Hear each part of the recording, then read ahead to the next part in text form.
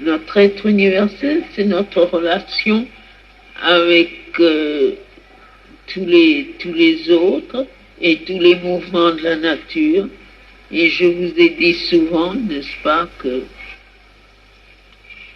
l'état premier de votre être est un état de mélange presque total avec toutes ces choses du dehors, et que il n'y a presque pas d'individualisation, c'est-à-dire de spécialisation qui fait de vous un être différent.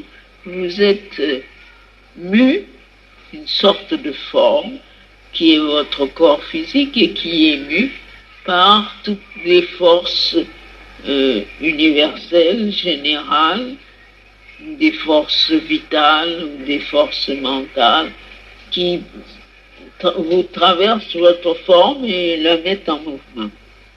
Alors ça, c'est l'être universel.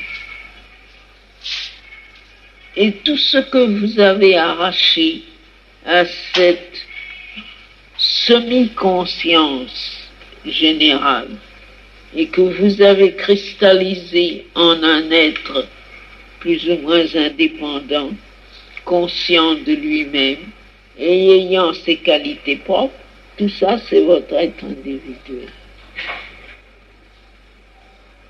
Et cet être individuel est plein de tous les mouvements d'obscurité, d'inconscience et de limitation de la vie ordinaire.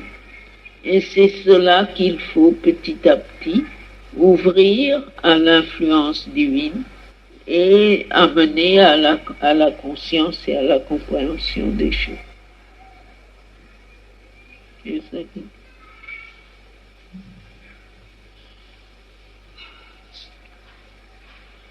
En fait, la première victoire est de créer une individualité. Et puis après, la seconde victoire, c'est de donner cette individualité au divin.